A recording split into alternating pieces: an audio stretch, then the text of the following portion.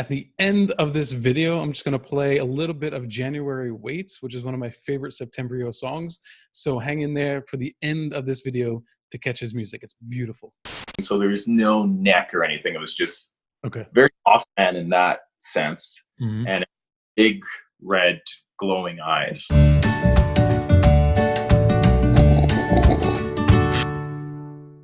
Hey everyone, welcome to this episode of Coffee and UFOs. My guest is Michael 8 from Septembryo, the musical group that provides our bumper music every week.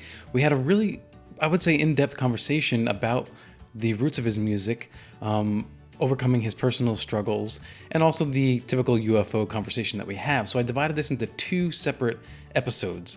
So I asked that you click through to the second part of this episode at the end of this one here. And of course, like, comment, and subscribe down below. I appreciate all of your support. Enjoy this episode of Coffee and UFOs. So cheers and welcome Michael Hill of Septembryo. And welcome to all of y'all out there joining us now around the table to have a little coffee brew and conversation about the paranormal. This is Coffee and UFOs. And well, for those of you who don't know who Michael is, he is the man behind the Septembryo music that you hear every week on the Paranormal Now radio show. To that of which we are very grateful, Michael. Thank you so much. As am I. Thank you. The first question is, have you seen a UFO? I wish I have. I've always been the paranormal UFOs. Never seen one. Mm-hmm. Maybe one day I will. Maybe I'll manifest a UFO sighting one day. Sure. Yeah. Have you seen a cryptid though, or a ghost? Yeah, cryptid or a ghost. I haven't seen anything physical. And I have troubles with the definition of what a ghost is. Mm-hmm. Because, like the traditional definition of, if we have a soul, we pass on, we die, our soul continues on without our body. I have a hard time understanding why we would choose to just hang out somewhere. I'm more of,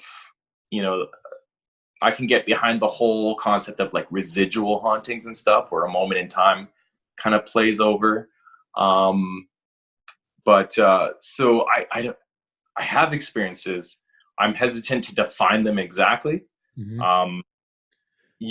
That I go through sleep paralysis every night, and I'm pretty open about it on my Instagram and various social pages. Mm-hmm. I experience sleep paralysis. I'm rarely ever paralyzed, so typically I have less frightening experiences, although there have been very few occasions where I was definitely scared.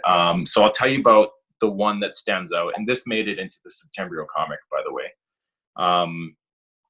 It's told a little bit differently. There was one time where I was in bed, and I have a lot of troubles falling asleep, so a lot of times I'll just be lying there awake, closing my eyes, trying to fall asleep.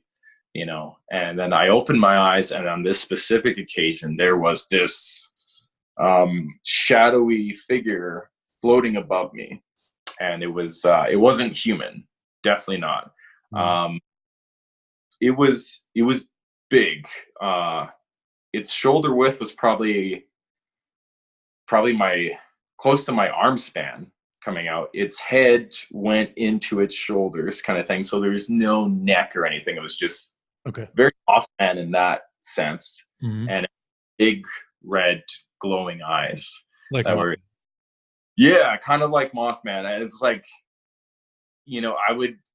I don't know if there was any limbs or not, so I can't comment on that because that's how wide it was and close it was to me. But it was like, it was a big, wide figure, and it was simplistic, almost cartoonish looking, in that its eyes were just like big circles. Yeah.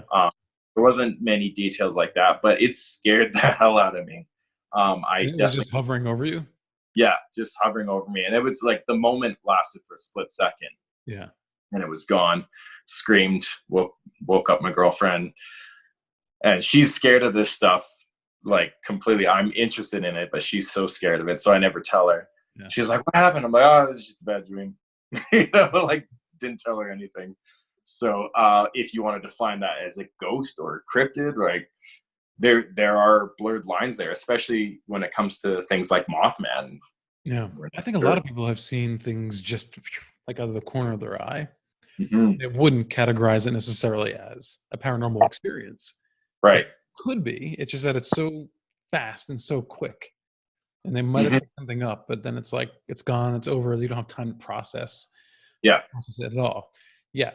But you have had a very strange coincidence occur to you via the telephone. Do you mind sharing that again? Oh, the telephone, when I was 15, that story. Mm-hmm. Okay, so there's, if you've ever seen a show called Practical Jokers, do you guys have that there? I don't know. I don't watch it. It sounds familiar, but I don't know. Yeah, I just discovered. I had a friend show me, but I watched that show and basically was kicking myself, realizing that I could have got paid to do what I did with my friends when I was 15. So one of the things that we would do was I had my friends dial a random number, and then they'd give me the phone, and my job was to keep them on the phone for as long as possible, just kind of talking. And I could never plan what I was going to say either. It had to be improvised, and it would always produce, pretty humorous situations. And, we were amateur 15-year-olds, so it's what we did. Right. Yeah.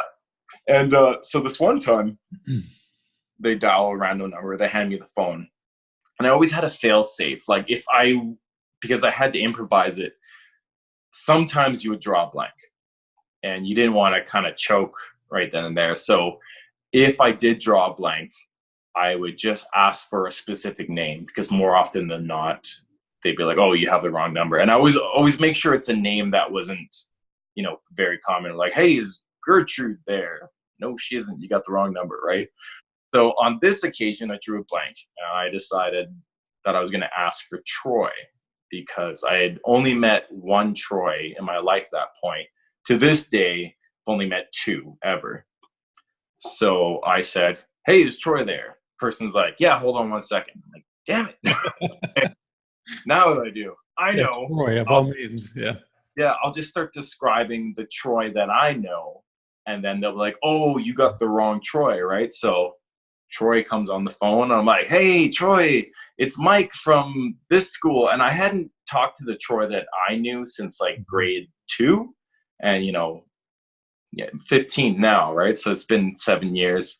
And so I'm like, "Hey, it's Mike, Michael Hill from this school, right?" And he's like, "Michael Hill?" And then he's like, "From so and so's class?" And I don't want to give details just in case, Sure. right out there. But he named our teacher, and I was like, "What?" And it happened to be the Troy that I was thinking of. So then there he is. He's like, "Why are you calling me?" And I didn't know what to say. So I was just like, I told him the truth. I was like, "I honestly didn't mean to call you." And I told him everything that happened. And he was like, "Well, this means something. We should meet up. Where are you?" And it turned out that we were only within a couple blocks from each other. Wow. That he suggested meeting at the 7-Eleven that was close to both of us. And I was like, "Yeah, man, I'll see you there in like 10 minutes. And he's like, "All right." I hung up the phone. All my friends are just staring at me like, "What just happened?" And I'm like, "Forget that," which was such a dick move for me to do. Yeah. But at the time, and I feel like so many people have these experiences that they just dismiss or explain away. I couldn't make sense of what just happened. So I just rejected it outright and just played it off as pure coincidence, and I'm like, I'm not meeting up with him. But, Troy, he saw something more in it than I did, that there's meaning in these types of coincidences. So I kind of wish that I had that perspective then, because who knows what would have happened when we did meet up. Maybe one day I'll see him again, and we'll find out. I was thinking, what if you just picked up the phone and dialed a random number today and just ask for Troy and see what happens? Boop, boop, boop, Yeah. boop, boop, boop. Could you imagine? $4.99 per minute. We'll see where this goes. Troy, what are you doing there? What happened, brother? What happened? Yeah, I've told that story on a few different podcasts and stuff. So maybe one day he'll hear that and he'll be like, and then he'll find me online, and And that'd this be the time you will meet him. yeah. This Yeah. time without doubt, I will. Yeah. I'll talk with him. It's interesting. Isn't it funny how he was thinking there might be a meaning behind it? Right. Yeah, Mhm. he was ahead of me for sure. Mhm. Yeah. What do you think the paranormal investigation community slash ufological community is lacking in terms of what it needs to do for research? So, I'm not a researcher myself, so I'd Mhm. hate to criticize a career that I'm not actually a part of or don't understand. So maybe this is something that's already being done, but as far as I know, it's not. I see a lot of parallels because I'm also into, true crime and Mhm. uh, psychology, serial killers, and all that. I see a lot of parallels between how the investigation techniques of serial killers have evolved over the years and how I feel the investigation techniques into the paranormal should evolve. Whereas, back in the day when the term serial killer was first being conceived, there was a lot of jurisdictions and different police departments that were not working together, and that was one major obstacle. Mhm. Another, and I wish I could remember the investigator that pioneered the technique, but is in the early days of using computers and databases, they just began categorizing all the different elements of a crime scene, like what weapon was used, the method of killing, the location, if there was certain details, like there was like a blanket over the face, they'd categorize that and they would just run it through and crunch all the numbers, and they would look for parallels. And that revolutionary act changed everything, and they were able to build profiles really fast. And I feel like when it comes to ufology, abduction cases, or anything paranormal, if they Mhm. could just take everything in, dissect it by each individual point, like was there physical evidence? What was it? It was there witnesses? Is and then see what details tend to clump together. So, like, it turns out every time there's physical evidence, there's also reports of an implant, and every time there's mention of this, these things seem to lump together, because I think one of the weaknesses of ufology and um, ufology in particular is that you know unidentified aerial phenomenon. It's a big blanket for everything to fall under. And I think there's very likely multiple sources to this mystery. And I Right. think if we were to categorize and catalog all the specific details and look for the patterns that way, in a way that goes beyond what a lot of brilliant researchers have already done, but like you know took it apart from the human mind and just had a computer analyze it, I think we discover some pretty fascinating things. Yeah, I agree. I think that makes sense. Yeah, Um, my opinion, I think some abduction cases are physical, but I mhm. think others, a lot of them are not. So it'd be interesting to see what stories just those details tell us. Right. So you believe extraterrestrials are visiting Earth? Maybe. Maybe. Are you agnostic? You know what? So I have no idea. Like, Yeah. there's so many theories, and I don't believe in any one of them, Sure. but I'm interested in all the possibilities. So to me, in what I've read, there's a lot to suggest that it's not a purely physical thing that's happening, or Mhm. at least part of it is not. Like, for example, I talked about different police jurisdictions not cooperating. Well, there's different areas of the paranormal that are not cooperating. Like, the Right. cryptozoologists don't want to talk to the ufologists, and so on. And if you actually look into all the different areas, if you look at people describing out of body experiences, there are a lot of parallels between that and abduction scenarios that to me suggest that a, a large number of them aren't actually physical experiences. Some Mhm. of them are. Again, you do have implants, you do have scars, you do have physical evidence and things like that. So I wouldn't put a blanket over everything. Again, I think there's different causes to different experiences. Yeah. But I see, you know, wouldn't it be really weird if the numbers suggested that, okay, this experience seems to be an out-of-body experience, and yet we still found an implant? What's happening? Exactly. Because it doesn't seem as cut and dry as that either, right? Some people have a variety of experiences all in one lifetime. So yeah, it's questioning the very nature of whatever is happening. Like, we don't really exactly know what is happening. We assume it's this or that. But it's still up in the air. So I think it's good to have a mindset like that, to keep open-minded.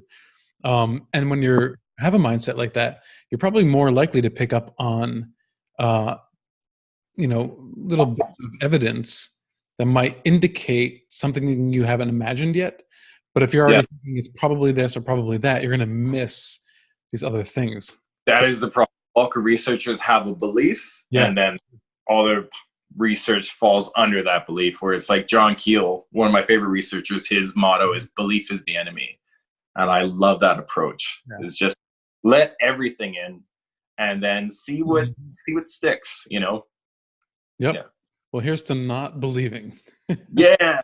All right. Cheers. Thanks so much, Michael. I appreciate it, brother. Thanks for having me.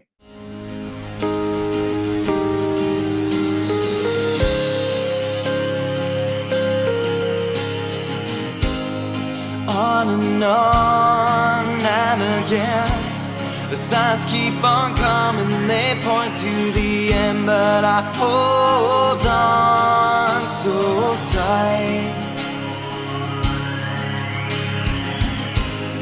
Back and forth in my mind, repeating conclusions I don't wanna find, 'cause I know it's not right. When I come home